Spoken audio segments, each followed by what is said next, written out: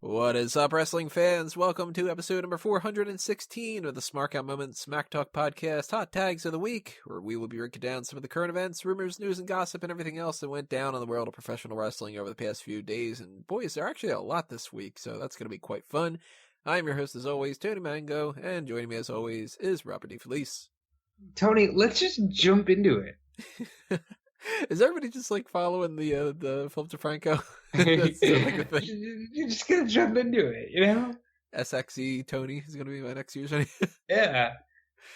I used to watch him back in the day when he did go by the SXE Phil thing. I haven't seen that channel in a long, long time. I don't remember when people used to have usernames and now you build your brand. Everybody is a brand all of a sudden. That's the thing. I mean, that's why mine is Tony Mango, which everybody should follow on Twitter. Because all over the place, that was something that I could get.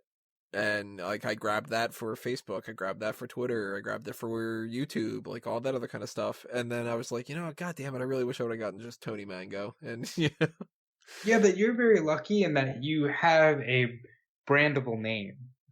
Yeah. It's kind of hard if you're just like James Anderson. Then you're like, all right, well, I'm never gonna get that anyway. That's when you become the James Branderson. Yeah. Matt Hardy brand, James Branderson. If you're a James Branderson out there, then let us know. Well, we got lots to get into. Before we get into everything, though, I just want to give everybody the quick rundown that we always give to everybody at the beginning of this, just to, remind everybody what's going on. We want you to chime in with your thoughts. So if you are on the audio-only platforms, you're listening to us on Spotify or Google Play or iTunes or something like that, that's great. And I want you to leave some kind of a rating there. Hopefully a good one, not a bad one. If you're going to leave a bad one, don't leave it. But you can't leave comments on those platforms. So hop on over to YouTube. And if you have not subscribed to the YouTube channel already, go ahead and do that. Like the video, ring that little bell for the notifications, and drop a comment below. Tell us your thoughts on these topics. So we got plenty that we're going to run down. We want to know what you have to say, and we'll talk about some more plugs a little bit later on. But let's start with the oldest topic now, which is that CM Punk showed up on WWE Backstage. Now, this was last Tuesday, obviously, and right now we're recording this at midnight. On Tuesday at midnight. Yeah, 12:01 a.m. Just turned Tuesday. Yeah. Happy 1 week to CM Punk and So obviously we didn't cover it last week because the Hot Tags came before that. We did it on Tuesday afternoon, right? Right, it happened later on that same night. Which, I mean, there's been rumblings about this, so we could have we talked about it before, about the idea that he could potentially do that. Now, obviously he did. And we don't know how that's going to work out for later on tonight with Backstage. I'm actually not going to be watching it until very much later. I'm going to go see The Irishman. Which, by the way, quick plug, I will do a review point of that on Fanboys Anonymous, so stay tuned for that. When does it hit Netflix? I think it's the 30th or something like that. Okay. I can wait. Yeah. It's 3.5 hours long or something like that. That's going to be very good. I'm going at 7:45 at night or something like that, so I'm just going to be like, man, I hope that this is good. I don't want to be sitting there 11 o'clock being like, when is this going to fucking end? You know what I mean? But Backstage let's jump into how bad Backstage is. I want to start there because the fucking show is on at 11 p.m. and I'm watching this thing in bits and pieces, right? I tune in for a segment. They're talking about, isn't Lashley and Lana just a terrible angle, and isn't it stupid and degrading to women? And I'm like, well, that's odd to have on your show, but okay. And then I tune out again, come back in for the satin sheet, which is fucking weird too. And they're like, hey, The Miz resigned. Sources have told us. What sources? You are WWE. What sources? There's so much I don't understand about this and where their direction is. I kind of get that they wanted to have some sort of people sitting around talking about WWE show, and they wanted it to be a Fox thing because Fox didn't realize that there's 9 shows in WWE of people sitting around talking about WWE, like Afterburn and Bottom Line and Experience and WWE Now in Spanish and WWE Now in Hindi and whatever. WWE WoW 3 Hula. The Walfriuha or whatever. Like, I apologies if I don't know how to fucking pronounce that, but it's like, I still have no idea what that is. But we're talking about a company that never tells you that main event exists. So I think I figured it out. I think that they air that on Thursdays. They air it on Fridays. Oh, there you You're go. close. For it's fucking Fridays. Didn't know that. Okay. Backstage is like, they want it to be like the cool, edgy show, I guess. And there's parts of it that I don't dislike, where I kind of think it's refreshing to hear stuff like Paige say that she thinks Burn It Down is hokey and stupid, because at least that's apologies, at least that's an acknowledgement that the people in WWE aren't just completely blind drones. Same thing for Corey's podcast. The After the Bell, I like that for what it is. I like him saying, look, I don't like this thing and whatever, this is kind of problematic, but whatever. I think that the New Day would be better off doing this, or I think that this guy would be better off. Cesaro doesn't get pushed because he can't talk right, like that, different things like that. But I don't like Backstage. I'm bold enough to admit that maybe it's starting to pass me by a little bit. I don't see the appeal of, hey, we get it. We know, because it's like, if you know, then somebody within the company, please change it. Like, if everybody within the company is going to say, well, yeah, it's stupid, we can see that. It's like, well, then change it. Right. You are the company. Like, that's why you trying to be a dirt sheet and an insider website and using all that shit, it doesn't work, because you are the company. You can't just say, well, it's a stupid angle, but we're all professional actors. Which, by the way, Rusev has been saying quite a lot. Where he's like, yeah, but we're all professional about it. And it's like, that's stupid, man. I don't know. It's just like, it's not my cup of tea. It's an extension of that confusion that they have with Twitter. Is Randy Orton tweeting, which we'll get to that later, as Randy Orton the character, or is he tweeting as Randy Orton the person? Is like Otis Dozovic. Now that's not his real name. His real name's like Nick Blagovich or something like that. But like, is he gonna tweet out as Otis, or is he whatever? If he tweets out as Otis and he's talking about his family, then his family is not married to Otis and stuff. Like, you know what I mean? It's just like that's kind of confusion. It's really kind of strange. Like, especially like Kevin Owens, for instance. His name's Kevin Owens. Well, it's Kevin Steen, and his son's name is Owen. So if you were to not realize the whole disparity between that, you'd be like, oh, his son's name is Owen Owens? Like stupid crap like that. And Backstage, it's an easy name to remember. Yeah. What is his middle name, though? It's like Owen. Owen Otis Owens or something like that. But with Backstage, they kind of want to have their cake and eat it too. They want to be like, let's push this narrative, but also tell you that it's fake. And I think that they need to go one way or the other. It either needs to be where 100% reality, it's kayfabe, we're going to buy into this stuff, or look, this is total shoot.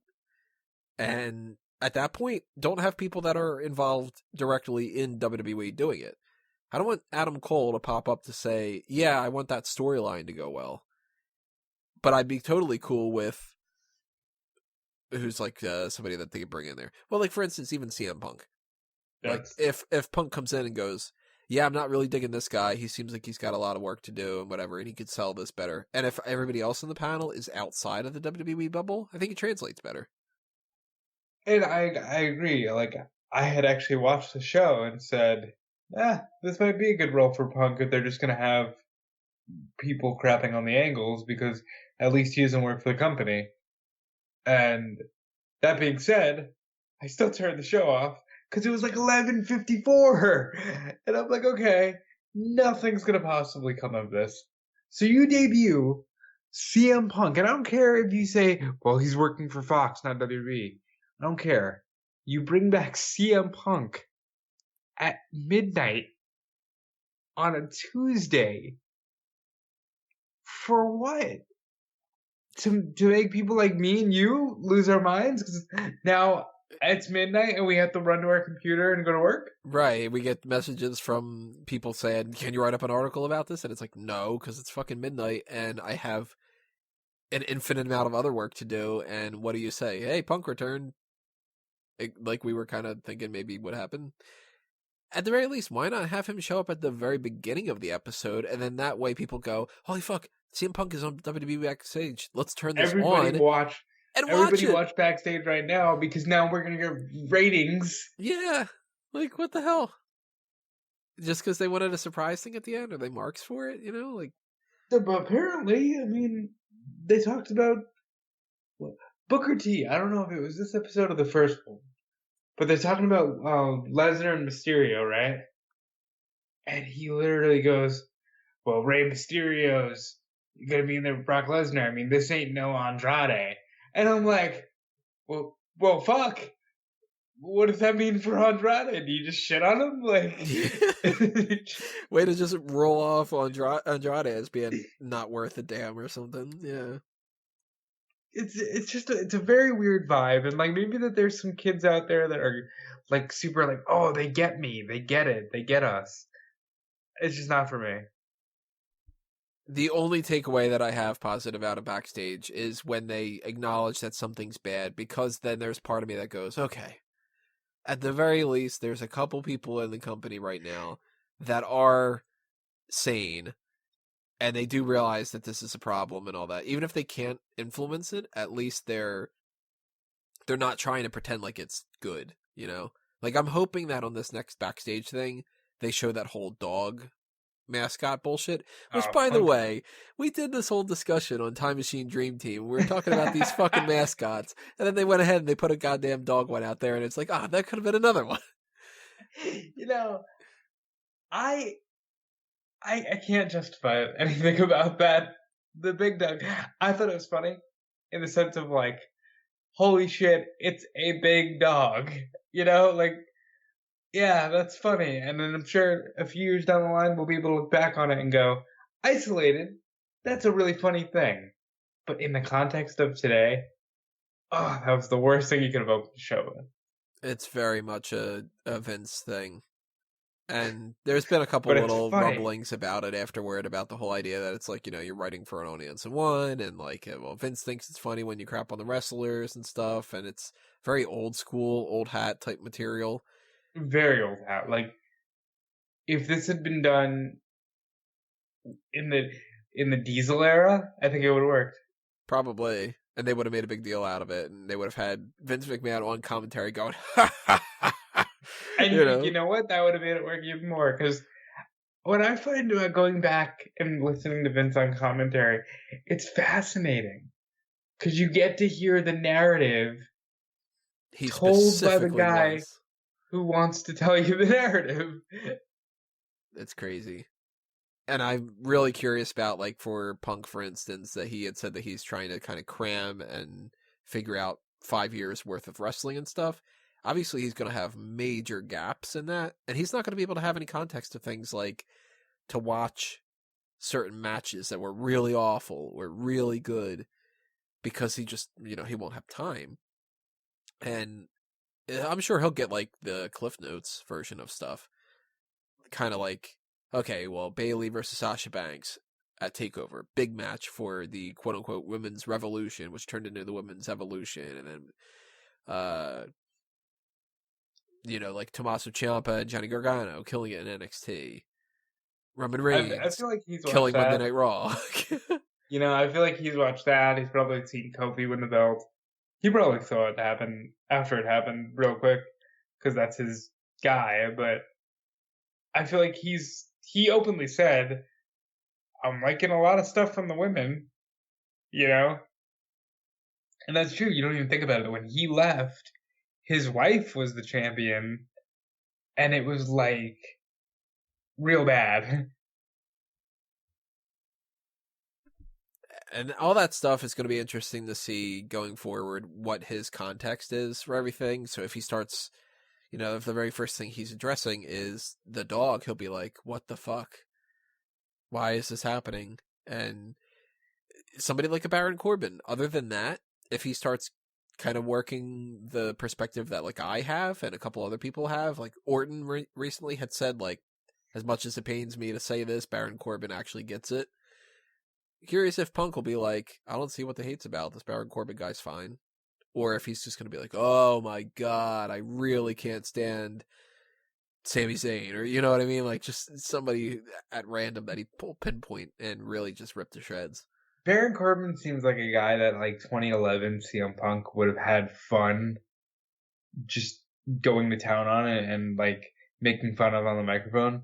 Yeah. So that might be fun. I'm curious what Punk does in here. And I don't know really what his role's supposed to fill. I guess he's replacing Christian. I think he's more than replacing Christian. I think his role is going to be, give us the viewers, please give us all your hot takes, because they want you to shit on the company. Like, you more than anybody, they really want you to shit on the company. And he'll probably be able to do it. And he'll do it so well. So I will be interested. I will be watching Backstage at some point, whether it's 3 a.m. or whatever. But then it's going to become, what if he likes something? Ooh, can we get him back in the... Like, even he'll say no a million times. But, like, if he responds positively towards somebody, it's going to be, oh, can we get that match? Yeah, I mean, it has to be a thing that people are trying to talk about Backstage now, because everybody's talking about it outside of the WWE bubble. Everybody's doing the whole... Just Google CM Punk's name and Google any kind of wrestling website for the most part. It's not on smarkmoment.com because I think it's a kind of repetitive idea, but pretty much any of these, I guarantee you, have their lists up from the past week of top 5 feuds for CM Punk if he were to come back and actually start to wrestle again. And Rollins is pushing hard for that match. The first thing, I think he tweeted out seconds later, he's like, fight me, CM Punk. Right. I want to be back in the good graces. Please fight me. You know. And people will do the whole, like, really quickly, let's just do it. CM Punk versus Kevin Owens, Seth Rollins, Roman Reigns, Daniel Bryan.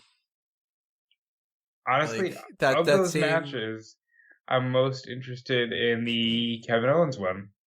Because that would be, yeah. I've seen him fight. Here's the thing. Rollins is one of the ones I don't want to see him do because I've seen that match happen, actually. Yeah, you can argue it's a different Rollins, but I've seen that match. Like, put him against AJ Styles. AJ Styles, we haven't seen that match in years. You know, it's a completely new coat of paint on AJ. Put him against Shinsuke, you know? Yeah, somebody like Randy Orton, who we've seen him feud with before. Why bother I don't need to revisiting see him it? fight somebody he fought at Mania, you know? Like, right. I don't need to see CM Punk. Even Hunter, like, I know people want that match. I don't need to see that match. No. Give me Samoa Joe. I'll take that match because they had great chemistry in Ring of Honor, and it's been 15 years, so you can do that. Cesaro. That'd be fun. Drew Gulak would be a lot of fun. Wouldn't be a big deal, but, like, I'd be totally in for it. Matt Riddle. Obviously, Gargano, Ciampa, Velveteen Dream, you know, the trifecta of NXT, like, yeah, the Adam NXT Cole, 5. you know, like, hell yeah. I'll watch that match. Tainara. You know, everybody has their limits, right? Yeah, I mean, like, yeah, if you tell me that we're eventually going to get some like CM Punk versus Pete Dunne match, yeah, I'm going to be fucking into it. But I don't think it's going to happen, at least anytime soon. And at least right now, with him being on Backstage, it makes me more interested in Backstage. But I feel like, and this really sucks, I really hate, it's not just bitch. This is me just bitching. So if anybody doesn't want to hear it, skip forward like welcome 30, everyone 30 seconds to or something Monday Night Raw. Monday Night Bitch. But I hate how this is what the week is for me. 3 hours of Raw, half an hour to an hour of whatever they put on after Raw, checking main event spoilers ahead of time because nobody's watching main event. I'm not watching it. I'll do the spoilers.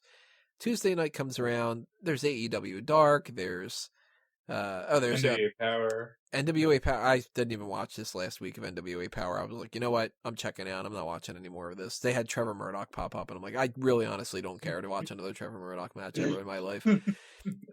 So I've cut NWA Power out of the mix already. Yeah, I lasted 5 episodes. You cut the power? Yeah, I cut the power. There's AEW Dark. There's Being the Elite. There's all the YouTube stuff, like, you know, eventually they're going to do WWE the day of the draft coming before Survivor Series. There's going to be Sting Untold, which is going to happen pretty soon. So, like, yeah, I'm going to watch that stuff. And then there's NXT, and there's The Bump, and there's Backstage, and there's AEW Dynamite, which, again, not WWE's fault, but still. And then Thursday comes around and it's NXT UK, and Friday comes around and it's SmackDown, and then it's 205 Live, and then now this weekend we've got TakeOver and we've got Survivor Series and all that. It's way too goddamn much. And I hate that there's like one of the things that we don't know still is we don't know who are on some of these teams for Survivor Series. Yep. They half-assed bothered at the last minute to just update one graphic on one part of the website to say, by the way, Sarah Logan is on the team for the women's team on Raw. Now, you're probably listening to this right now not knowing that that's the case, because the only reason I know is because I looked on one section of one part of WWE.com. They didn't have 3 seconds on Raw for Vic Joseph to just say, and joining Charlotte Flair on that team will be Natalya, the Kabuki Warriors, and Sarah Logan. They put graphics on there. Don't interject your logic. They put graphics on there all the time about crap. They had the time to take a couple seconds out of their schedule to have an announcement that Humberto Carrillo is fighting AJ Styles for like the 5th fucking time for the United States title next week, as if anybody will care about that. And then have him come back out again and Rey Mysterio to say good luck. You couldn't have put a little graphic? Winning. I really fucking hope not. I think he's winning. At least it'll happen next week, and we won't have to get that at Survivor Series one way or the other. But I really think that's a mistake if they go with Carrillo. But I guess we're gonna see next week if that happens. Like, we don't know Team NXT. They're gonna wait until NXT for that, or what they'll probably do is they'll probably announce some of it for NXT, and they'll announce some of it on the Backstage thing, and they'll announce some of it on the Bump, because they like to announce things for Backstage for the Bump on like the NXT side of things. And we still don't know about the War Games card. Like, we're missing somebody on the War Games team for Team Ciampa. We're missing an official announcement of Priest, Dunn, and Dane. That's got to be a triple threat. It pretty much has to be. So, you touched on it already, and I don't want to belabor a point, especially because we have so many hot tags. But the idea that they're we're on the first hot tag still. Forcing you to watch Backstage and then forcing you to watch the Bump. And to anyone out there who says they're not forcing you, they're forcing us, because they're going to announce something on the Bump and then we have to report on it. So we're forced. It's like, I don't want to feel obligated to watch every single piece of content.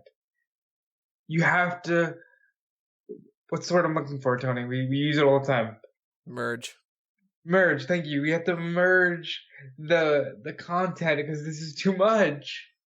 Realistically speaking, you could get away with just ignoring the fact that, like, Raw being 3 hours and SmackDown being 3 hours, all the supplemental stuff. The WWE Network stuff, cool. Like, for instance, I'm going to throw a hot tag out here right now. It's going to be a real quick one. WWE Ride Along, KO Carpool. It was Kevin Owens, Mustafa Ali, and Apollo Crews in one car, Trish Stratus and Lita in the other one. Completely waste of time. Worthless. Don't watch it. It sucked. But that type of content is like, okay, it's on demand. You don't have to check it out at any time to be like relevant for anything. If you really want to know that, like, Trish and Lita got hot dogs on a stick before the SmackDown thing on Fox. Tell me about the stick.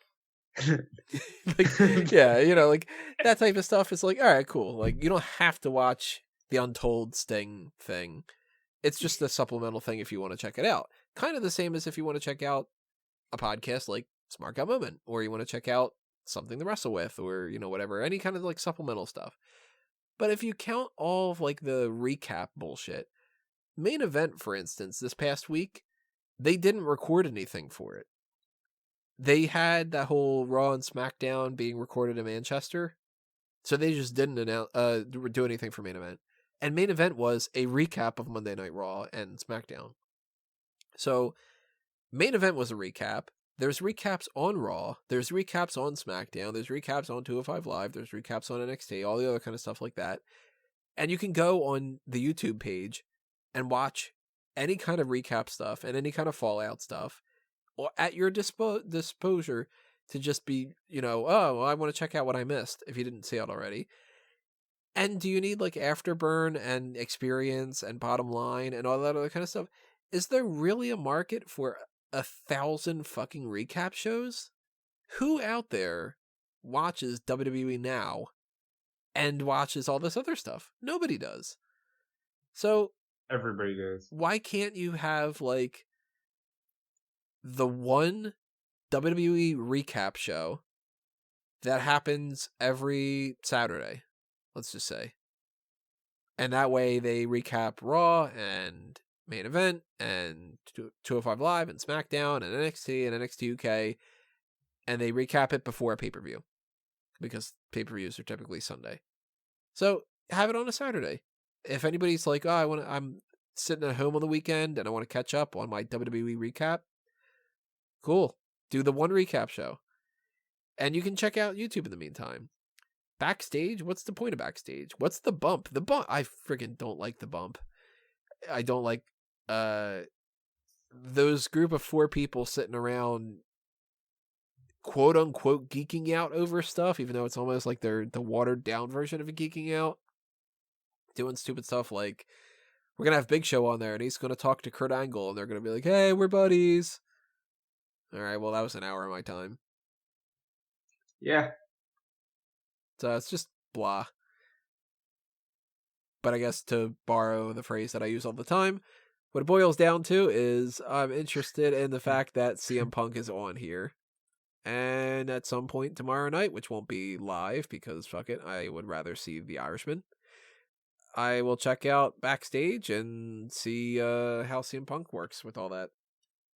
And I'll let you know if it's good, because obviously I'm going to tune in and watch the whole fucking thing. Right. You'll be watching it live and you'll have to report on anything, and yeah, it's gonna just, because he'll say he'll fucking sneeze and it'll sound like AEW, and it's, oh well, there goes the story. Right. It'll be like I don't know, they're recapping stuff on Raw, and it'll be, oh, Ricochet teamed up with Randy Orton. He'll be like, yeah, I like Ricochet. And then you'll see all over the internet, CM Punk wants to feud with Ricochet. Yeah. Well, let's talk more Twitter. Let's talk about Jordan Miles. Woo. As much as we can talk about Jordan Miles. Yes. He quit, supposedly. He says that he's legally not allowed to leave WWE, which of course that's the case. But he couldn't quit, you know, like... Which is the equivalent of saying, I quit, and them saying, you're under contract, and he goes, well, I don't care, and they go, well, the law does. So, we talked about this before. Obviously, it's hard to really comment on something like this, because different contexts or different things, and all, you know, do you think that this is racist? Do you think that this is going too far? Do you think that they're right? Do you think that they're wrong? All the other kind of things that go along with that. But seems like more and more now, the general consensus is almost everybody's just kind of like, yeah, guy needs help. Yeah, which, yeah. It's hard to talk about this one because the initial issue at hand with the racist shirt design and all that, it's a serious issue that is now being engulfed and forgotten of because it's becoming more and more apparent. All right, this dude is just bugging out.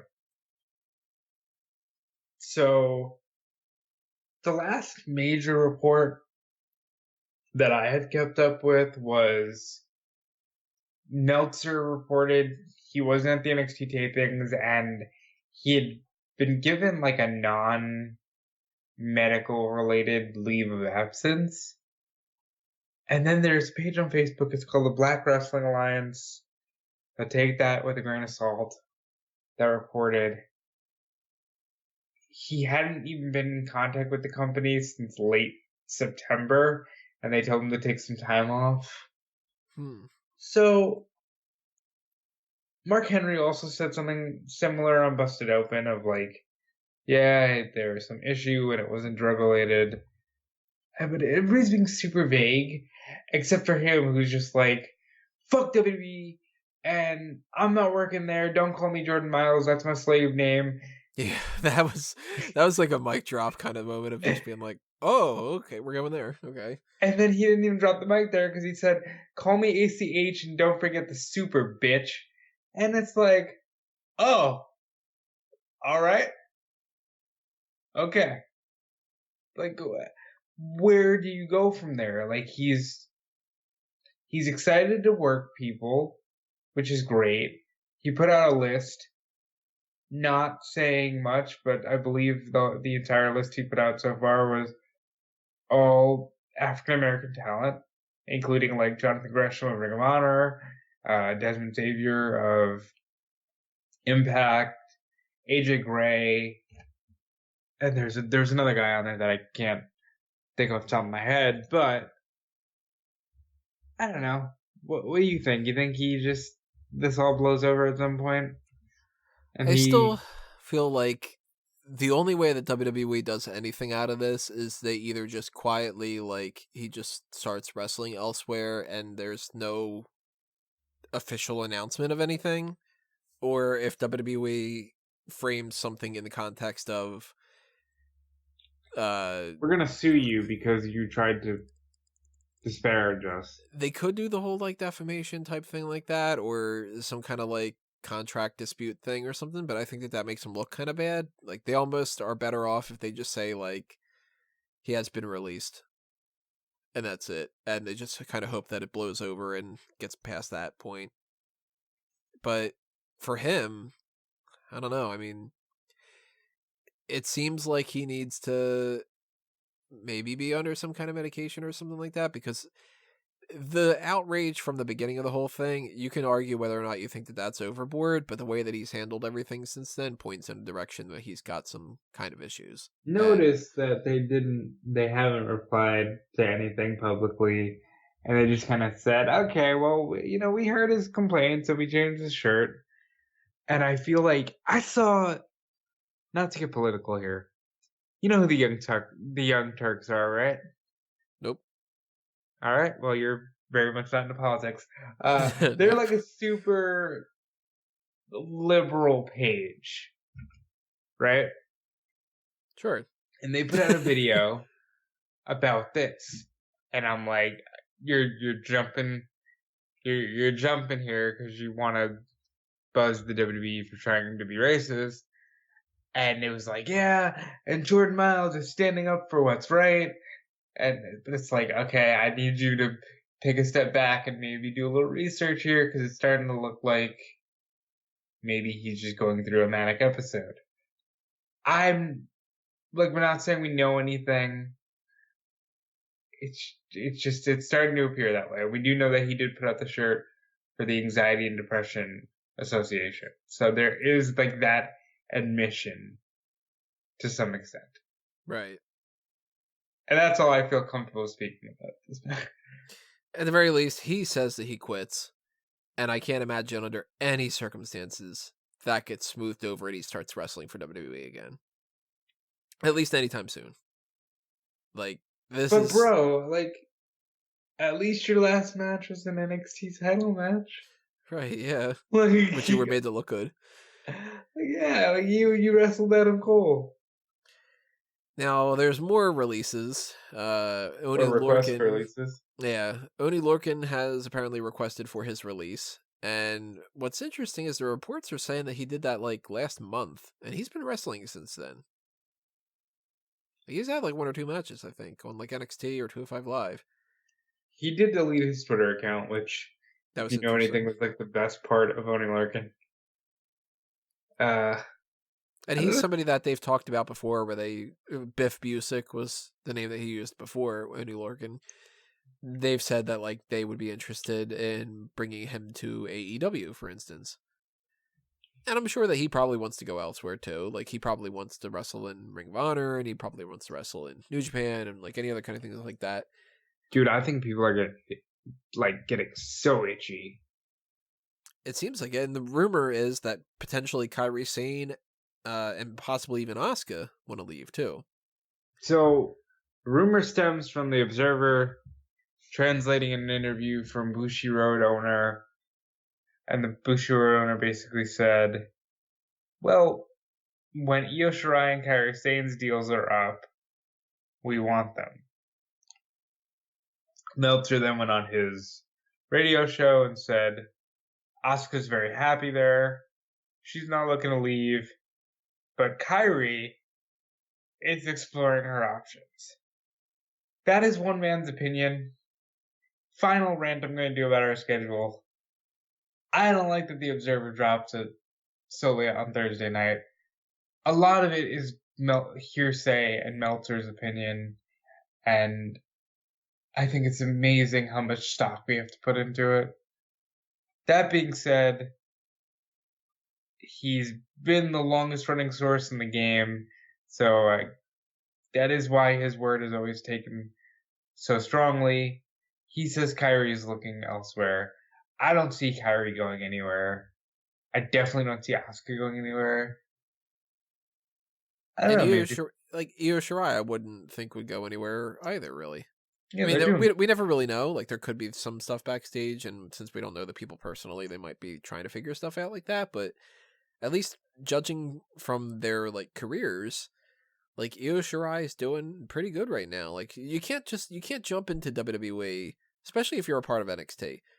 Jump into NXT, have a career beforehand, and expect them to say, okay, we're putting the title on you within like 2 months. You're going to have a year-long title reign, and then you're going to go to the main roster, and you're going to win the championship there, and then be a perpetual champion. Like, come on. Now, some people, for sure, have every right to be like, I got to leave WWE. They're not going to do anything with me. And I kind of feel like Oney Lorcan is sort of in that range. Like, realistically, he had his push for the Cruiserweight Championship. What's the likelihood that he's going to win any championship in WWE? Pretty low, I would say. Yeah, I would agree. He's got a lot of competition, unlike somebody like Kairi Sane. There's just less women on the roster, so it's more likely that you can win a championship, especially if you're somebody who's already won a championship. You have, like, once you get over that hump, you have the potential to win more titles. A lot easier. Doesn't work out for everybody. Some people, they only win tag titles, and they don't go anywhere further. Like, Heath Slater really wants to be the Intercontinental Champion. Probably never going to happen. But it happened for Zack Ryder. He won the 2 mid-card titles. It happened for Curtis Axel. Curtis Axel won the Intercontinental title. Luke Harper was an Intercontinental Champion. Now, he wasn't a world champion, and I'm pretty sure when Luke Harper goes to AEW, because he's totally going to do that, he's going to be a big deal in AEW, but that doesn't mean that he's going to be the champion in AEW either. And that's another thing. He might be the Battle Bowl winner. It may be. Now they have Battle Bowl. We'll talk about that in a little bit. But somebody like a Kairi Sane, I feel like it's like she only joined WWE not that long ago. She hasn't been there for too long. It's been, what, like 3 years maybe? Year and a half to 2.5 years, but that's it. Now I'm curious, because she won the Mae Young Classic in 2017. So that's 2 years. And according to this, she signed in October 2016. So she's been there for 3 years. It's like, well, in 3 years, what have you done? You won the women's tournament. You won the women's title. You're the only person to really beat Shayna Baszler. Yep. You go to the main roster. You become a tag team champion. What the hell more do you want? You know, like if that's the case, unless she just doesn't like America or something like that, then sure, yeah, okay. Right. Lorcan, I expect him to just leave. Sane and Asuka and Shirai, I don't think that they would go. If anything, I would think maybe one of the three would go. And if I had to guess, if I was really had to put money on it, I'm saying Kairi. Yeah, I'm kind of like I can't even picture any of them going to the point where I don't even know which one I would probably lean towards. Maybe Asuka. I don't know. But it's all BS. I think that Lorcan's gone though. It sucks. And there's no update on Sin Cara from last week. He's just not on TV. He's just gone. How do you feel about the idea that everybody wants to leave like this? Because we're gonna, if we lose Sin Cara, Jordan Miles, he's gone. Oney Lorcan, The Revival, Luke Harper, Mike Kanellis, Maria Kanellis subsequently. Who else is on this roster that we think like? Let's do a quick rundown. This will be a long hot takes, but who cares? Looking at the Raw roster right now, no names are standing out to me quite yet. Maybe Cedric Alexander at some point. Big Swole's a part of AEW. Maybe they would bring him in there. Like I can't see, for instance, like Kurt Hawkins wanting to leave. He worked his way to get back to WWE. Why would he want to leave? EC3, I would assume, would leave. Yeah, I'm surprised he hasn't asked for his release. Maybe he has, and it just hasn't been reported. Because he hasn't done anything in a while, you know? Maybe they just told him that, all right, we're going to give you the release, just sit home. Eric Young,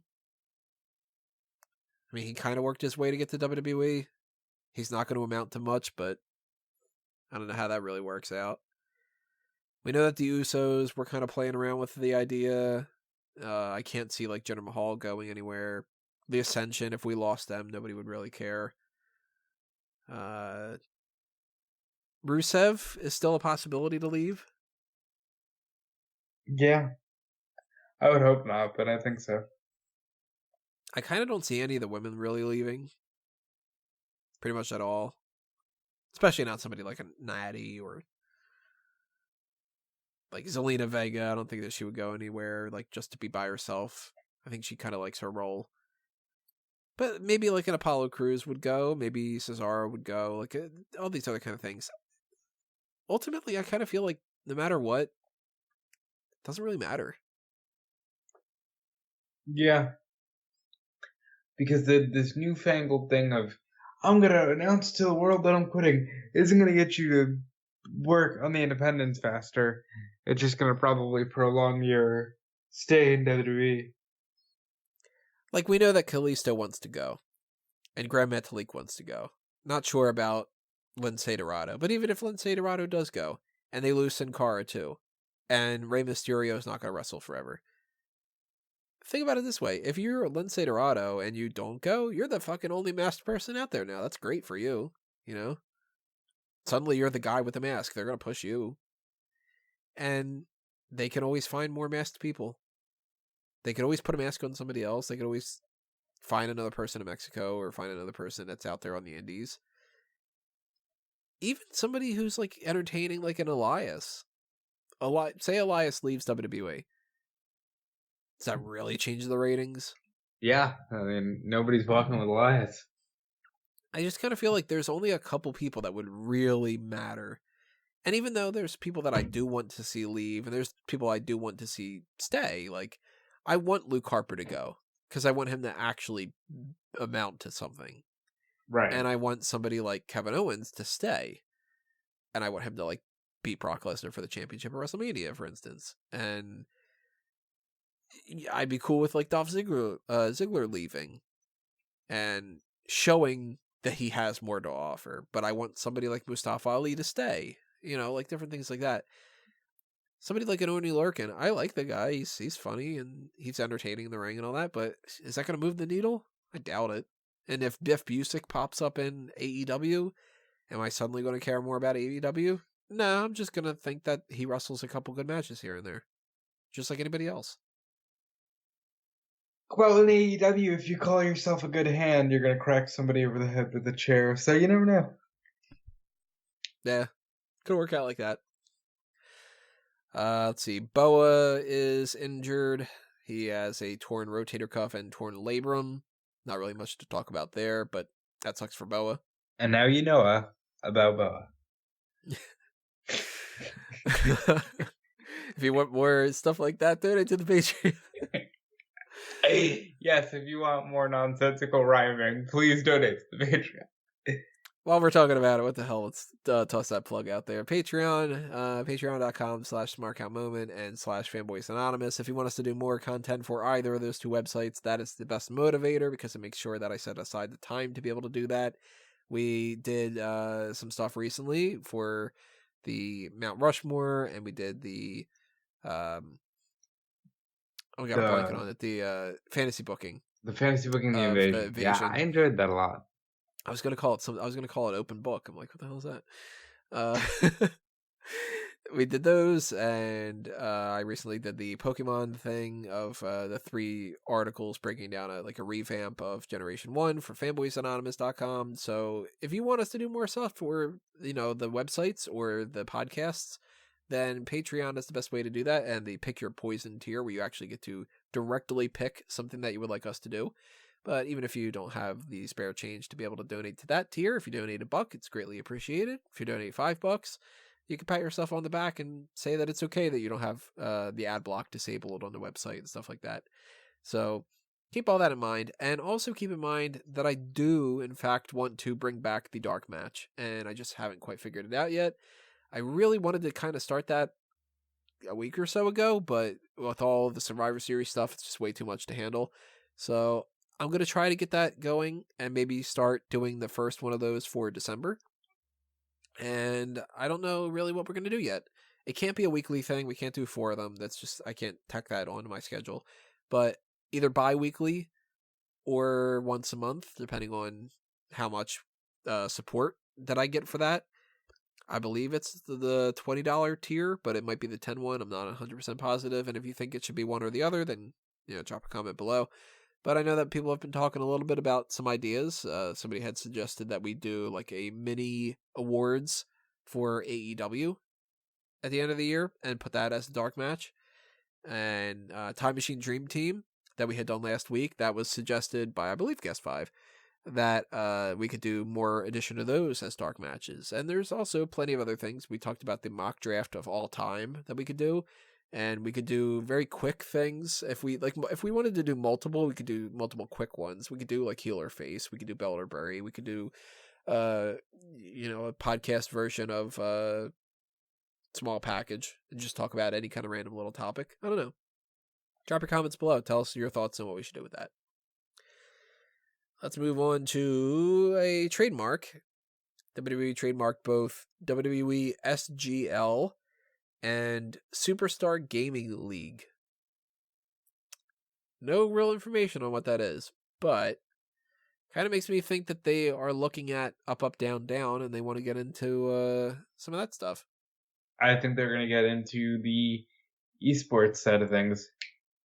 Maybe a WWE Gaming League based on their video games, or maybe even like a WWE sponsored esports team called the Superstar Gaming League. I don't know how they can really do that. I'm not tapped into esports enough to be able to say like to me this is like I don't know. Tell me where I'm having a disconnect in the comments below, but like I see commercials and it's like the Rocket League championships and all this, and I'm like, really? Like they sold out the Izod Center. That's insane to me. Yeah. It's a game about pushing around a soccer ball as a car. It's rocket car soccer, and they sold out the Izod Center. Now, mind you, they sold out the Izod Center to watch on a big screen. 6 people watch on little screens as they play a game. Now, I'm all for watching like a Let's Play or having fun with like like, I understand the competitive nature of, like, fighting games, for instance. And that people would want to have, like, big tournaments and stuff like that. Because I fucking loved playing GoldenEye back in the day. And I loved playing multiplayer. And we'd have our own little tournaments with my buddies. And we'd, all right, we're going to have, like, these 6 people are all going to play. And since you can't play 6 at a time, we're going to have these 4. And then the person who gets eliminated first is gone. And then this, like, we did shit like that. I just kind of, it still doesn't translate to me enough to be able to be like, wow, Rocket League is like this big attraction. And I would think when that game came out that it would be like, it's like a car soccer. Okay. That's a game that you get bundled. And it really caught on that fucking much. It's just It's funny that you mentioned Rocket League specifically because it's the only one that I've ever actually like sat down and watched, and it's a wild presentation. Like professional commentators, professional arenas, and I'm like, wait, they're just playing a game. Like the disconnect is there for me as well because you just think they're just playing a video game. How is this a quote unquote sport? Well, how does, like, which games become the popular ones like that? Like, who's to say that, like, okay, Rocket League, we're going to make sure we sell out the Izod Center for that, which is just nuts. Well, no, I think games nowadays, a lot of them anyway, are built specifically for the multiplayer competitive nature. Unless, it's WWE 2K20. And, like... But, like, for instance, like that versus, like, the battling system for Pokemon. Like... No, they'd probably sell out something. Like, if you look at the trading card game, I know they have, like, conventions and stuff like that. And even the new one, like Switch, Sword and Shield probably will sell out a big stadium if it catches on enough with the online competitive world. It's so, like, strange. So, like, Superstar Gaming League, I can't imagine that being WWE tapping into those games because then they have to work with, like, the licensing issues. And why would anybody care to see, like, WWE presents a bunch of people that we don't know playing Rocket League? Or WWE sponsors a team. Maybe that's like does something like that, or if it's WWE 2K games, then that's weird that they would try to focus that much on there because the game apparently sucks. So, like, the game wasn't completed this year. Apparently that's the same thing when it comes to, like, Sword and Shield. I haven't seen anything about that, by the way. I haven't. Sword and Shield got a lot of good reviews. People, I think, were just a little salty about certain things. But yeah. I'm curious where the Superstar Gaming League comes in. Maybe Xavier Woods is just bored, dude. Maybe. I mean, he's got to be bored sitting at home. Yeah, like maybe he's like, I'll run an esports team. Fuck yeah. But if it's like the wrestlers themselves playing games, then that's just up, up, down, down. And then what is Superstar Gaming League going to be like, And if it's not the wrestlers, then why the fuck do we care if it's WWE related? What did they trademark it for? I think it was like that's typical general bullshit, Let me double check. Because then again, the trademark stuff is always confusing too, where it's just kind of like, you say that this is for, like, events and merchandise and whatever, and it's like, oh, so you trademarked it for anything in particular. It says, for entertainment services, namely the production and distribution of an ongoing show in the nature of video games, gaming services in the nature of conducting online computer game tournaments, providing a web-based system and online portal for customers to participate in online gaming, operation and coordination of game tournaments, leagues, and tours for recreational computer game playing purposes. They're gonna give the gamers a place to go. For WWE 2K? I'm guessing for whatever games. Because I can't imagine that if this is for non-WWE games and the so wrestlers let's imagine aren't involved. For a second that WrestleMania sponsored by MLB The Show 2K or MLB The Show 20. To coincide with this, we're going to do Superstar Gaming League, the MLB The Show tournament, where, fucking Xavier Woods, Ember Moon, Cesaro, Sasha Banks, Alexa Bliss, and Jimmy Uso will all have like a baseball tournament in this video game. And so it would be basically the same kind of thing as what they do now with like the wrestlers do all that stuff and they have their yearly gaming tournament thing. And then if you want to see more of this, it's on Up, Up, Down, Down, but we're not going to pay attention to that because that's Xavier Woods' thing. And we're going to just try to copy and paste the same idea the way that we do with After Math or whatever the fuck it's called, Afterburn. And like, it's going to be the same. Like, let's have 15 of the same thing. It sounds like it. You never know. Yeah. And sometimes we figure out these trademark things really quickly. Like, we can find out about this in 20 minutes, or it could be 3 months from now and we still have heard nothing about it. Because there's been like shows that they've done, like the new Diva Search thing, which was like going to happen, and then they canceled it, and then now there was like not that long ago there actually was like a casting call or something, so it seems like they might do it again. It was just like shit or get off the pot, Well, speaking of trademarks that are easy to spot, AEW trademarked Blood and Guts. What are your thoughts on this? Blood and Guts. I hope it's not a pay-per-view. It's pay-per-view. Have you seen the logo? No. So on the trademark thing, there's like a picture of what a potential logo could be. And the logo makes me think, oh good, it's pay-per-view. Like, Tony Khan did say... this thing that's just sort of like the text flying backward like the Star Wars text? Yep. Well, that's a bland thing that has nothing to do with blood and or guts. I mean, that's probably just like a rough outline, and then they can, put the blood and guts. That's a dumb name for a pay-per-view. They better not do that. Well, so is hold on. No, so is Full Gear. So is almost every one of them. Full Gear I like more than Blood and Guts. It's got to be a Moxley-based show, right? For instance, like with the WWE pay-per-views, like I always hated Payback because it's too generic. I like Payback, but see, I think that's okay because that's one of the only ones that can like cross over. What? It's just Payback. Like, it is not like Hell in a Cell where you can only do the one thing. But yeah, I mean, I don't like it when they pigeonhole themselves into those gimmicks. But I think that a little bit of flair can work out pretty well. Like, Over the Limit, for instance. Or Fully Loaded. Like, I like that better than Vengeance. So did JR, apparently. Yeah, he liked it better than that than Full Gear. Yeah. But, like, Blood and Guts, like, it's just... welcome to AEW Blood and Guts. Come on.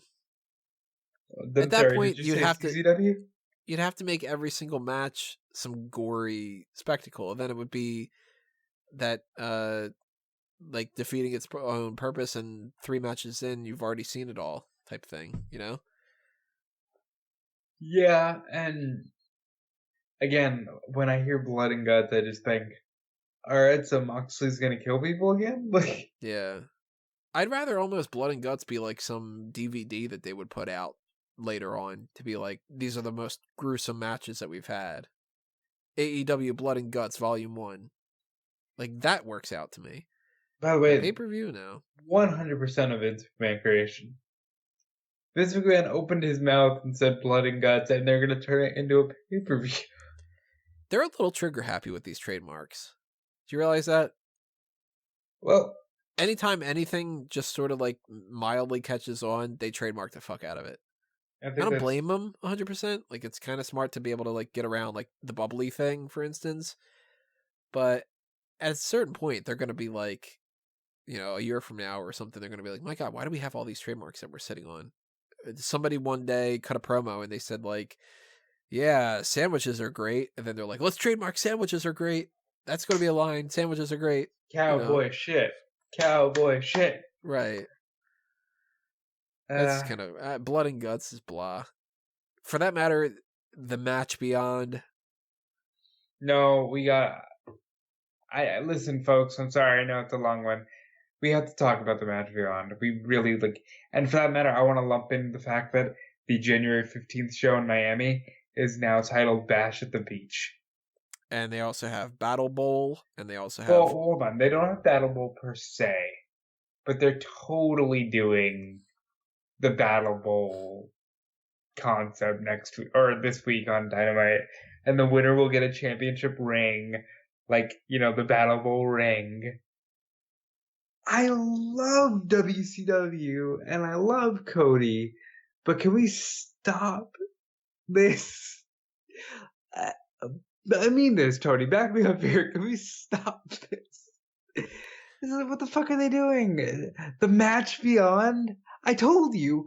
I'm like the only one that caught it. When he said the words came out of his mouth, and I went, there it is. That they're going to call their War Games match the match beyond, because that was the original tagline for War Games, and there it is. I told you. And look, they fucking trademarked the match beyond. For my personal taste, Battle Bowl, all right, kind of cool. I'm okay with the name, maybe the concept. You change that around and stuff like that. But if you do a wrestling thing around the Super Bowl and you don't call it Super Brawl, which I think is a far superior name, if you want to call it Battle Bowl, all right, I'm okay with that. Bash at the Beach, really cool name that you can get around with. You play around with like a beach set. I thought that WWE should have been doing that all these years, because why the hell not? They could have just easily put fucking beach balls out there and lounge chairs and stuff like that. I have a problem with this. They could have called that Bash at the Beach and had a Bash at the Beach episode of Raw. You know what I mean? No. Who does Bash at the Beach? In January. That's what's weird about that.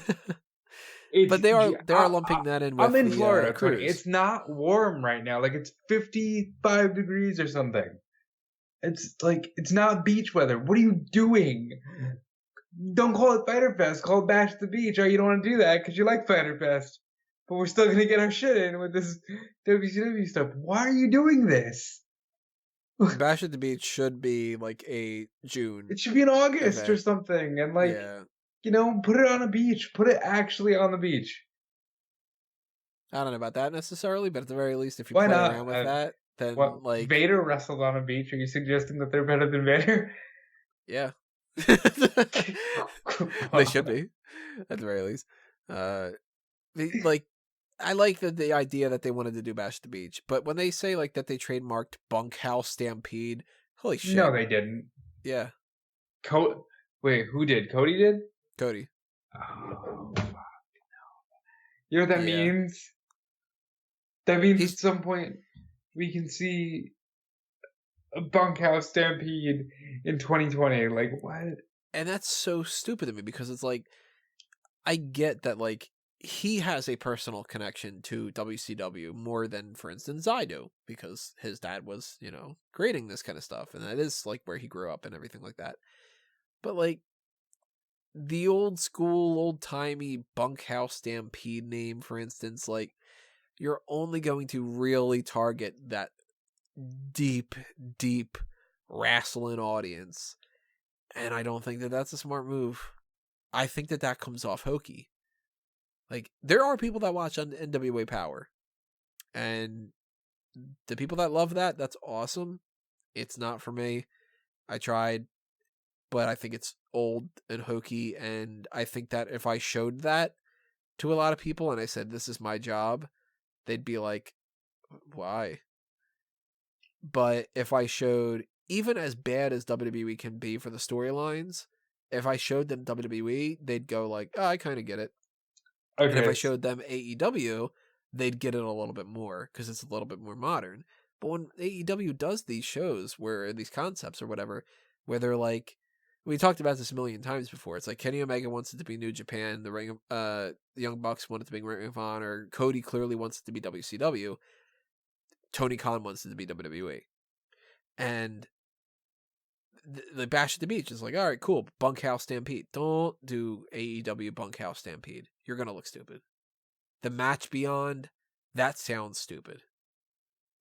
If you mean to tell me you're going to have cages surrounding that and have it be like, all right, everybody, like, these people are going to fuck each other up. This is like, this hardcore, everybody's going to war thing. They're going to fight in the Match Beyond. Really?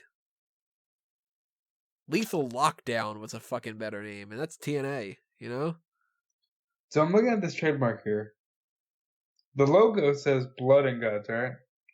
Yeah. The trademark reads bloods and guts. Bloods? Yeah. That's so stupid. Yep. We've got bloods. We've got guts. We've got bloods and guts. Hopefully that's just a typo, not what they actually want to go with. That's even worse. It's always good to look at trademarks, because you never know. AEW Superstar Gaming League coming soon. No, wrestling game. I like Bash at the Beach. I think it's that whole doing that with the... Well, let's put it this way, too. The Rock and Wrestling Rager, I think, is a hokey idea, too. Yeah, but it's better than Bash at the Beach. I like Bash at the Beach better. Well, it's just more creative. Like, I'm not opposed to the name Bash at the Beach. Let me be clear. I'm opposed to the fact that you're slapping us in the face real quick with all these WCW references. You did oh, look, it's Arn Anderson and Dean Malenko and the Great Muta. Oh, look, we're on TNT with Dynamite. We're back in the wrestling bit. Like, for a historian like me, it's too much obvious, like, this is a callback. This is a callback. Hey, look over here. We have a callback. That's the type of stuff that makes it seem like TNA. But it's different because... What was the name that TNA had for their attempt at being ECW? EV2. Yeah, like, that was fucking stupid. EV 2.0, because I'll give them credit for this. Somebody sat there and went, ECW. Okay, what can we do? EV 2.0. Like, somebody sat there and did. You gotta understand that. Like, somebody did that, and I appreciate that. Like, EV 2.0. EV 2.0. How come this is failing, guys? What do you mean people don't want to watch Tommy Dreamer 15 years after he was somebody in ACW? The Match Beyond, Bloods and Guts is even worse. Bunkhouse Stampede. I really hope it's Bloods and Guts. We talked Twitter earlier. Let's talk about Randy Orton and Tony Khan. So, where was the start of it? Was it the Orton tweeting at the... It was the Punk thing, yeah, okay. Punk, because, and I'm not being funny here, this shows how fucking genius CM Punk is, and how much of a lightning rod of a figure that he is. He just tweeted out, no one is safe. I've been watching 5 years of wrestling, a lot of it's good and a lot of it's bad. No one's safe. And I think he tagged Renee, Booker, Paige, Vince, Fox and Twitter, Tony. Vince and Tony. Just because he knew that would get people talking. Tony said, no one is safe. That sounds like a bunch of wrestlers on a plane in Saudi Arabia. Which I thought was funny. Randy Orton said, oh yeah? You're gonna take a shot at my team? Here's a link to your father being investigated for corruption. Which is like, just take another level. So then Tony just goes, oh yeah, that's the best you can do? I guess I thought you only mentioned me on social media when you needed leverage for your contract negotiations. By the way, none of these claims were founded, and this is over a year old. And in that time, you've used the N word on a Twitch stream. Wow.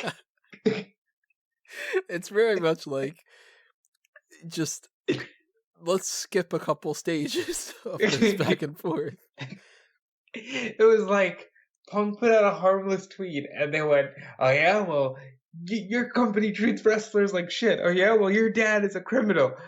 Oh yeah, well, you're a racist." It gets very serious. Like, wait, what the fuck? CM Punk like, probably looked at that and went, "You see what I said? Pipe bomb." If he would have dropped the gif of just saying pipe bomb, I would die.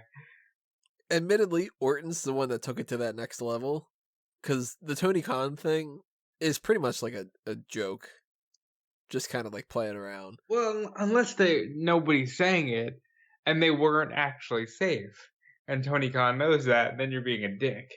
Yeah, then that's a problem. But for the most part, I read that as him just kind of like taking a little pot shot. And then Orton's just kind of like, your dad's fucking corrupt.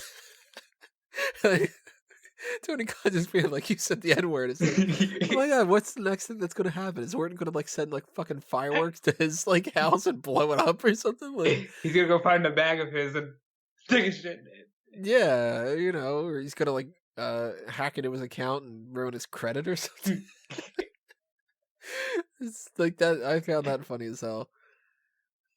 I couldn't believe the escalation of, yeah, have fun watching me on this television show. To, oh yeah, Saudi Arabia. Oh yeah, your dad's corrupt. Oh yeah, you said the N-word. N-word. Like, if you took out the stuff in the center and you said, hey, CM Punk's on Backstage, and then you said, where does this go? And somebody else goes, Tony Khan calls out Randy Orton for saying the N-word. You're like, huh? How do we get to that point? wow. How do we get to the point where somebody says, like, I don't know, like, they do like a playful tap to their buddy, and it's just like, hey man, how you been? And they like, you know, give him a little punch on the arm, and then it's like 4 dead and the like, and a savage beating when somebody took a knife, and you know, I was like, Jesus Christ. I'm really curious if there's another response afterward, like that happens tomorrow or something like that. Because Tony Khan had tweeted this out, and Randy Orton's doing Monday Night Raw. He's probably not paying attention and stuff, but somebody else could always hop on the train too, you know? Brandy was like, okay, after Tony Khan said that, she's like, all right, that's it. That's Tony wins. Matt Jackson had simply just tweeted Orton the Instagram post from Orton that was like, yeah, I'm elite level. And Tony Khan's like, yeah, you said it.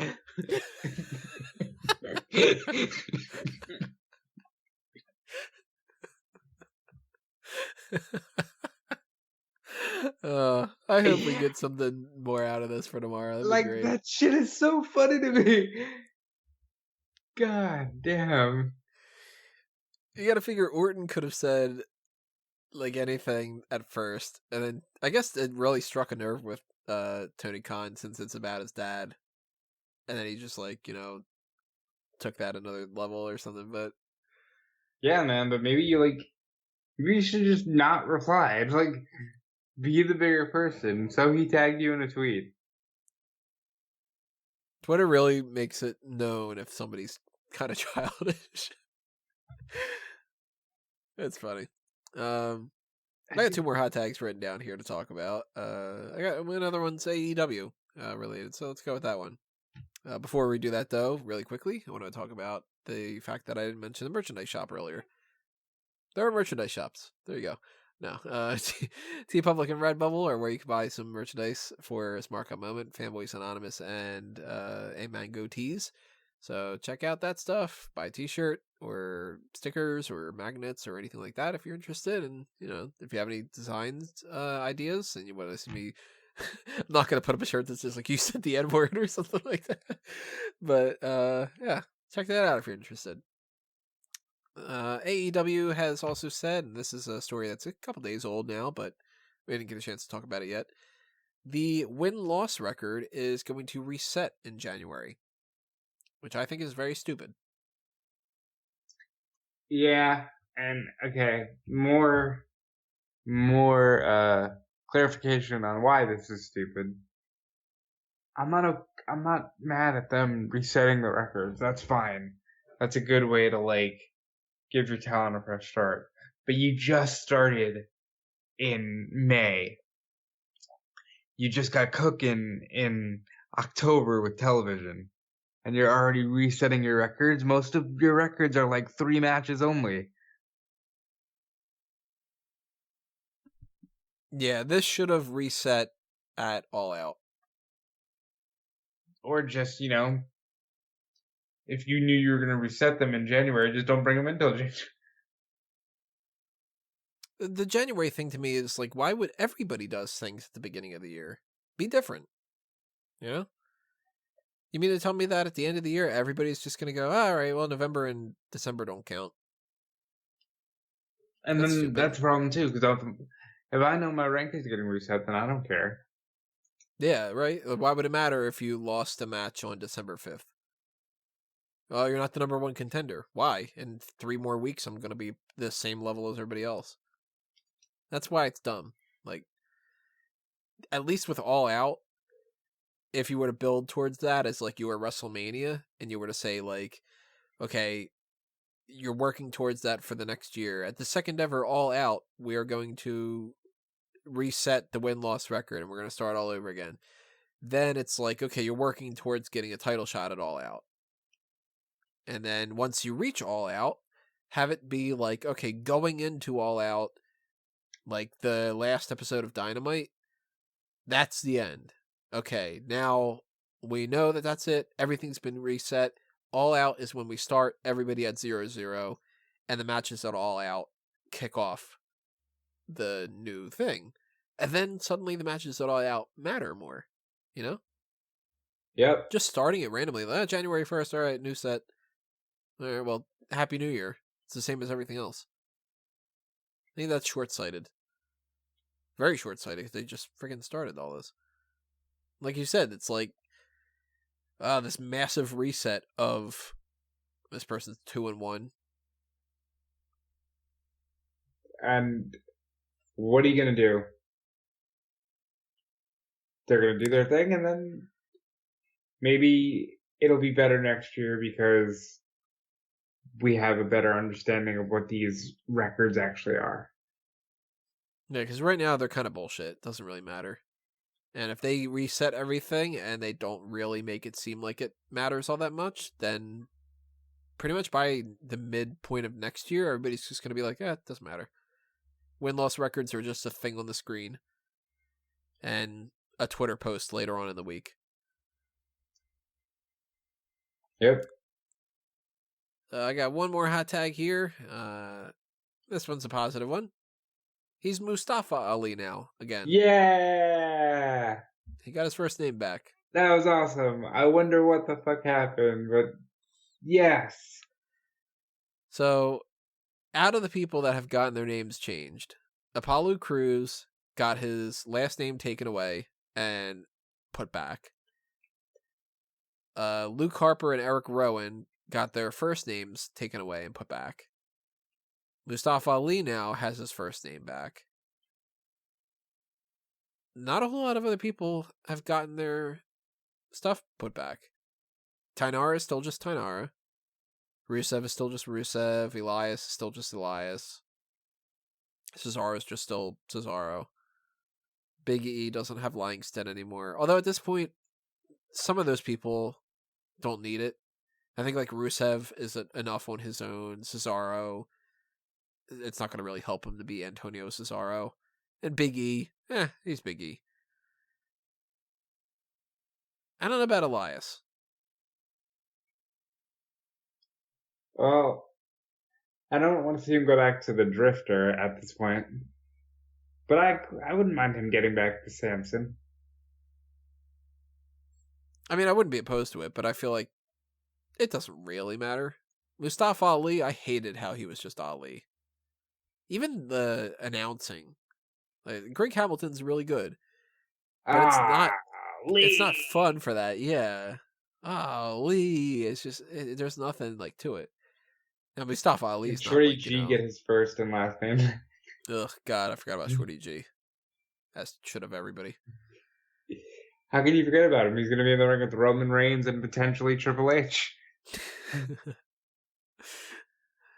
The Mustafa Ali thing, though, he seems very happy about it.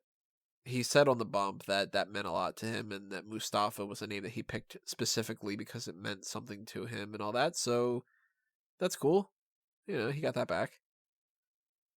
And it's just one of those things that makes me wonder, like, what the hell happened? You know, like, did Vince McMahon literally one day wake up on the wrong side of the bed, said he hated the Mustafa name, and then one day woke up on the opposite side of the bed and said now he loved it? Why? That's so crazy. Yeah, it's really weird. And then it makes everything outdated because you got all this stuff where it's just Ali and now it's outdated again out of the blue. I had to go into my fucking notes already for the end of the year awards and change everything that was Ali to Mustafa Ali and rearrange him in alphabetical order, and that was a pain in the butt. Yeah. I feel like we're very niche. Like obviously a lot of people aren't as affected as we are, but these little things they really add up, man. Like changing that universal title. Oh That's yeah, technically another hot tag. it's blue. You talked about showing people your job. I showed this one person. I'm like, I cover serious things, and the article I'd written for Fightful was Bray Wyatt uses magic wand to turn the Universal title from red to blue. I'm like, I swear to God, I have a serious job. I hate the title. I love it. I think it looks better. I don't like the universal title, but in retrospect, I like it a lot better with the red. I mean, I don't like any of these straps. That's the thing. Like, I don't like the cruiserweight title being a purple strap, especially now that it's part of NXT. It's like, this is stupid. But the green strap for the 24/7 title is ugly. The blue straps for the tag titles and the red straps for the tag titles, those are ugly. I only like the black and the white. Everything else is awful. I don't like specifically with the tag team and Universal that the strap is used as the single modifier between championships. You know, like I liked the idea that okay, the women's title and the men's title were exactly the same, right? Because I thought Yeah, that's cool. But when the because universal title is exactly the same as the other title, and the only differentiating thing is a blue strap, no. I don't like how it's got a blue strap, a white WWE logo with the red swoosh, and it's like, is this the United States title? It's red, white, and blue. Why? Speaking of which, they're revamping the IC title. You think that's gonna be ugly? They are. That's the rumor. They shouldn't. They really shouldn't.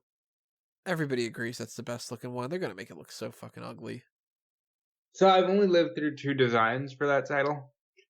Since, technically this one was around in the 80s and just came back.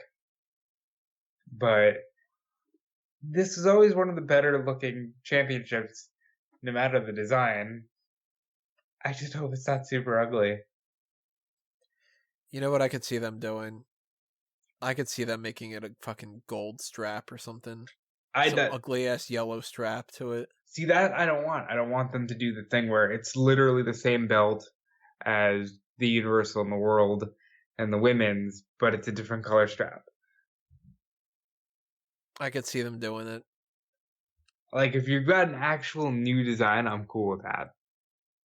Well, depending on what the design looks like too, because some of these belts can look really gross. Because I think, in fairness to what the title looks like now, it's a classic design. It's cool, but maybe it is time to upgrade it. As long as you upgrade it to something unique, and hopefully not looking like shit. See, I feel like all they have to do is just change the side plates. And just put them to where they can do like the wrestler side plates. Yeah, I see. That's one update I don't like. The side plates? Yeah. See, I'd much rather see the logo of the champion than to have a cartoon of people grappling. Well, no, what I don't like is they take the studio, which is stupid on their part. They take the studio shots before they change the fucking things. So it's like you forever have the shot of Rollins holding the belt with Lesnar side plates. Well, that's stupid, yeah. Like right now, they haven't even changed. I haven't refreshed it since we started this, but they haven't changed the Bray Wyatt picture. He's still wearing the red strap, which is, I mean, they don't like to change things on their website because, who wants to do their job? But they'll do it hopefully by WrestleMania. They better hope that they get that done by then. Yeah, right now it's still red. It's still the gray background. They haven't changed any of that because that's too hard, I guess. But anytime that they say that there's a new title design, I'm always wary about it. And this blue strap, I think, is ugly. I put up some stuff on the Mega Maniac saying, like, why don't they do this? Why don't they do that? I think that those look so much better. I don't like the designs as a whole. Like, I like NXT's belts because, with the exception of the men and the women, and you could argue that, hey, that's how it should be, the belts look different. Like, the tag team and the North American don't look like the splitting image of the world. I like the NXT men's and women's. I don't like the North American title. I think you just don't like the shape and the strap. And, well, you probably just the shape, the strap, the name of it. What was gonna go? Yeah, the shape of the strap, and the weight fits around people. Yeah, and the name of it. So it's like, okay, well, what do you like about it, Tony? Yeah, exactly. That's like I like the North American belt. I like that it came out of nowhere. There was a Christmas one year, and this is one of those random side notes that stocking stuffers, people just like throw crap in there. It's just like, it's not even really like presents. It's just like sort of like, oh, I got this for you, and it's a dollar store thing or whatever, that kind of crap. One year, on top of a present of mine, one of my grandmothers had just put, just for the hell of it, a thing of oh my god, I want to call them Fruit Loops, but they're not called Fruit Loops. What are the little loop candy things called? Lifesavers. Yes. It was just like a Christmas pack of Lifesavers, and she just put that on top of like, it was like I don't know, an action figure or something like that. So I had gotten one of those. My sister had gotten one of those, and I traded her for her pack because I liked the stuff that was in hers more.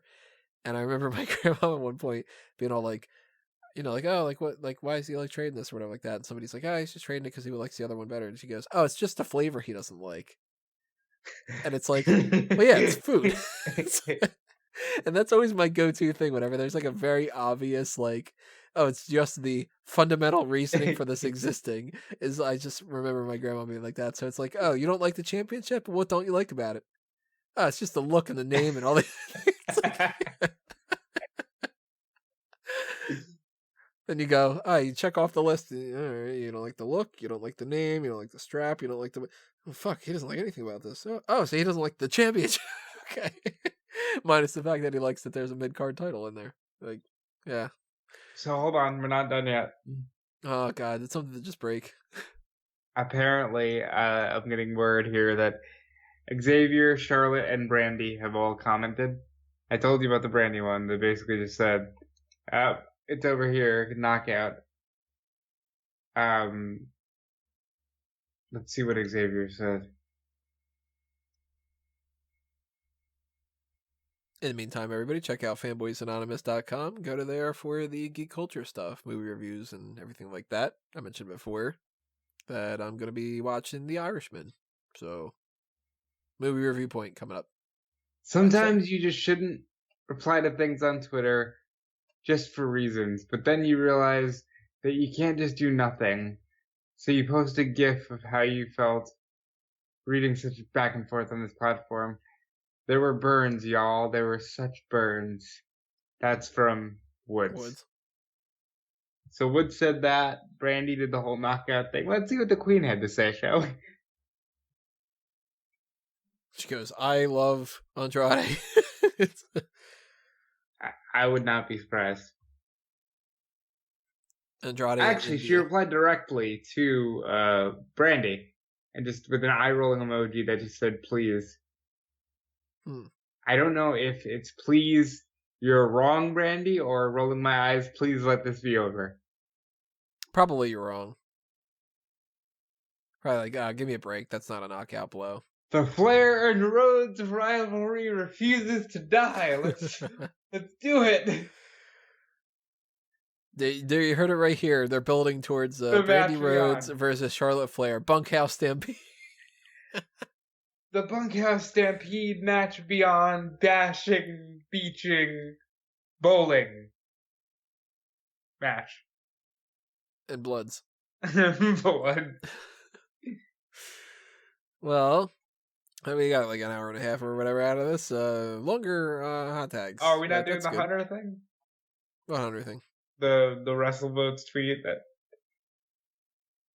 Oh yeah, this is we'll round it out with this because we still don't know what's happening with War Games. We still don't know what's happening with Survivor Series. So I guess we'll leave you with this. Wait, kind hold of on. Idea. How are there? There's several matches, at least 3 off the top of my head, that do not have full participants, and the show is this week. Yep. Right now, at the very least, now that we know Team Raw on the men and women's side, it seems like we're getting that there's no tag team elimination match, which I'm perfectly fine with. If you look at the people that we have left over, it's like, who would be on Team Raw? It would be Hawkins and Ryder, the OC, so on and so forth. So, yeah, we don't need to see the big team fighting for SmackDown. They might. I don't know.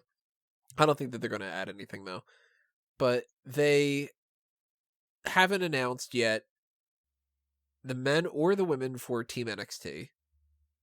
They haven't announced the final member of the War Games men match, or that triple threat that I'm assuming that we're going to get with Dunn and Priest and Dane. And I don't think we're going to get a 5th match. So that's something to keep in mind. But let's go with the speculation, because we're going to cover this later on this week. Our game plan for this week, for those who don't know how we normally do things, is we're going to later on this week do our predictions for TakeOver and our predictions for Survivor Series. And we're going to probably do... I don't know. See, this is tough. The way that they normally used to do things, it would be the type of thing where we'd be like, all right, well, why don't we wait for the one show to be over or whatever like that. We might have to do them both on Thursday. We might have to do one on Wednesday and just kind of fill in the blanks and piggyback off of that later on Wednesday, on Thursday. I don't really know. If you guys have any suggestions where you'd like to see us go with this, we can't wait until SmackDown because that's just going to be too late.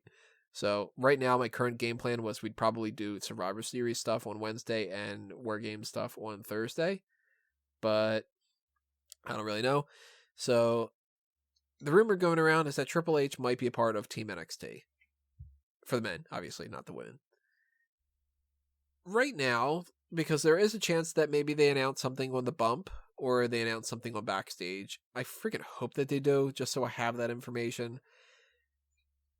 Who would you say would be that other person for War Games? For War Games, for Team Ciampa? Yeah. Because it's very clear their game plan was Finn Balor versus Johnny Gargano as a separate match. And the 4 that we would have gotten for this would have been Ciampa, Keith Lee, Dominik Dijakovic, and Matt Riddle. But Gargano's injury made them go, Riddle has to be ready to go. Either that or they don't know, and they're dragging their ass and trying to figure it out still. Because there's nobody left. The only people I can look at and see maybe getting a part of this, because nobody else has been involved in the Undisputed Era, so there's no setup for this. Dominik Dijakovic hadn't even been a part of it, and they just threw him out there. Excuse me. Maybe they go with Angel Garza. I highly doubt it. Yeah. Maybe they go with Cameron Grimes. I don't think that that's the way they go either. Yeah, it has to be Isaiah Swerve Scott, maybe? It has to be the Velveteen Dream. It's the only one that makes sense. because it's not going to be like Kona Reeves. Maybe Kushida. That wouldn't make a whole lot of sense, though. Maybe... No, see... Even the NXT UK side of things, where would they bring in a guy from NXT UK that would make a big deal?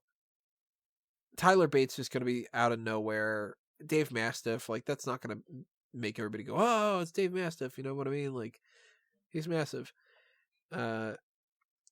So I'm leaning more towards, if it's not Velveteen Dream, then it's either Kushida, one of those two coming back from injury, or Isaiah Swerve Scott. And I really feel like the only way they can do that and do it any kind of justice is if they specifically give that person a reason. Like, maybe they have like a battle royal. And it's like, you know, the winner of this gets to be a part of this team or something stupid like that. It has to be Velveteen Dream. He's the only one that really makes sense. He's the only big name out of the bunch. But if he's not ready to go, then they're just going to slot somebody in there. And that kind of is a shame. Because in that case, you should have just kept Balor out of the action. And just let them do their match. But Balor's such a draw that how can you? If that's the case, I would have probably had Balor not wrestle and then slot a fourth match on the card. Maybe something with like the Cruiserweight title and done something like that. And just hoped that people weren't upset that Balor wasn't on there, you know?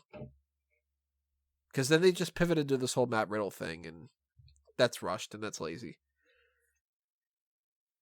But we're going to find out about that soon. But we all, like, when are we going to find out these teams for Survivor Series? We got to know by Wednesday. It's going to be the same people that are in those War Games matches and stuff, and they're going to be not necessarily one team or the other. It's going to be, they need like crossover. So one night beforehand, these people are going to be feuding with each other, and it's going to be like, I don't know, like for the women, it's Rhea Ripley, Dakota Kai, Tegan Nox, Candice LeRae, Mia Yim, Dugan Shafir, Bianca Belair, Io Shirai. Those are like the 9 options, really? The women's match is set, right? Yeah, that's already set. Yeah, okay. So we got to pick between those 9. Potentially, maybe Toni Storm or somebody from... and that's Kaylee Ray, but who gives a shit? She's not going to be a part of it. So I would think, at least for right now, that the 5 that are going to be on Team NXT for the women are going to be Rhea Ripley, Bianca Belair, Dakota Kai. No, I don't think Dakota Kai. So I'm going with, if they were on TV, they're in the match. And that's Bianca, Rhea, Tegan, Mia Yim, and Dakota Kai. Now, I would take out Dakota Kai personally and put in Io Shirai. That's how I would do it. I think that they're going to go with who are the 5 biggest ones out of the... Not like stature, but like who are the ones that they really want to push the most. So I think Rhea Ripley's one for sure. Rhea Ripley's been on She's every been episode of featured quite a bit. Tegan's been with her, so that's got to be a thing. Bianca literally knocked out Dana and Carmella, and they're in this match, so she's got to be in the match. I'm going to say my 5 are going to be Ripley, Bianca, Shirai, Yim, and Candice. Those are the 5 I think I'm going to go with. Candice would be a good one. I hope so. And for the men, though, I mean, that's the same kind of thing. It's like there's Riddle, there's Lee, there's Ciampa, there's Adam Cole. I think Cole has to be a part of it. And I think that Ciampa has to be a part of it. And Riddle has to. I think that they probably take Dijakovic out. Maybe they put Keith Lee in there. And no, at that point, they might even have that list already. It might be... I think Riddle, it's Cole, Riddle, Lee, or Balor's part of this too. Ugh, man. Cole, Riddle, Ciampa, Lee. Either Dijakovic or Balor. I would think maybe. I would put Balor. Or Pete Dunne. But, I'm going to go Pete Dunne because Balor hasn't been on TV, which is odd because he's the one fucking guy who could have been like leading the charge because he's Finn Balor and he wrestled for the Universal title at the Royal Rumble this year and he won the Intercontinental title at WrestleMania this year. But no, we haven't had Finn Balor on TV.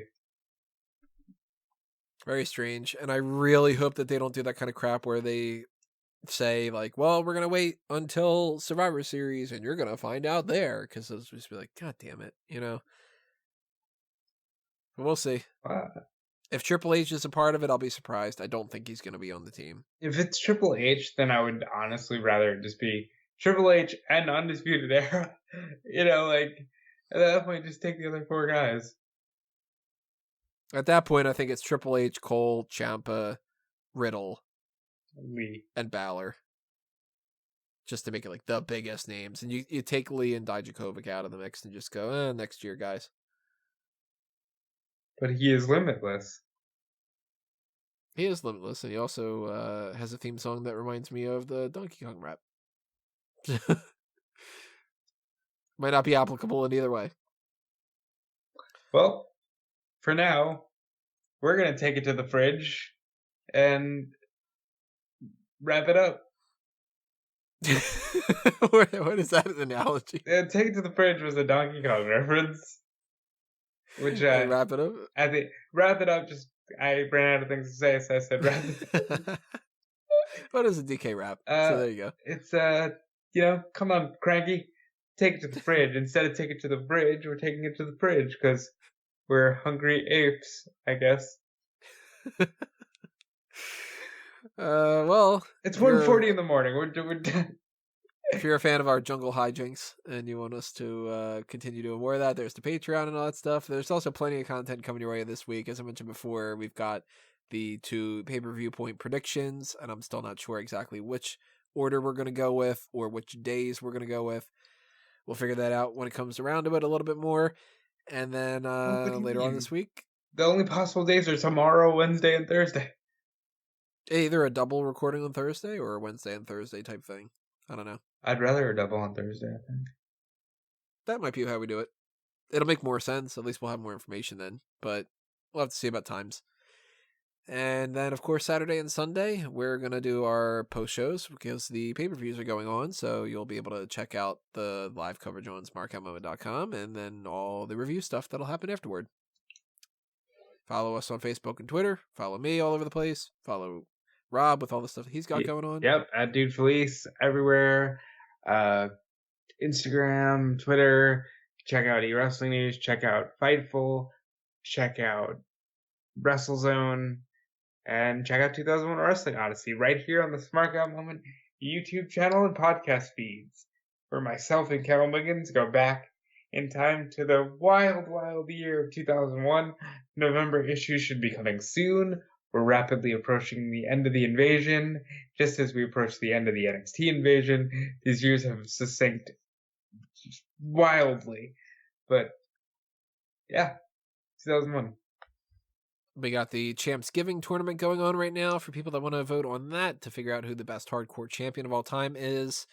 And we're going to be going into round 4 next week. All right. Or today. I think I'm going to switch it over. So that's the semifinals. And then, of course, we're going to carry on with the rest of the stuff that we normally do here. At some point this week, if they announce all the teams, I'm going to try to do a triple edition of Call the Spot on the website. Not going to have time to do it as a podcast form things, but I'm going to try to do it on the website at the very least. And next week, after we take out all this pay-per-view stuff, then we're going to have the mailbag. And we're also going to have Starrcade predictions, because Starrcade is coming up on December 1st. But that's not obviously the biggest deal in the world, because it's just like a little stupid house show that they're going to put on the network. And then after that, after we do the mailbag and the Starrcade stuff, and Starrcade's out of the way, that'll be the end of the Champs Giving tournament. So we're going to review that, and that'll pretty much work us into December, because then we're going to have TLC predictions, the mailbag, then the Smarkies. Tony's ending the year again. I already have stuff written out all the way up until April 8th. Yeah. Yeah. That's what happens. So thank you for listening to this. Thank you for following all these other things, and thank you for the future stuff that you're going to be following.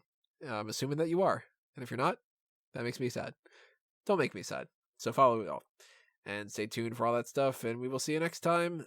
This has been another Smark Out moment, and we're being counted out.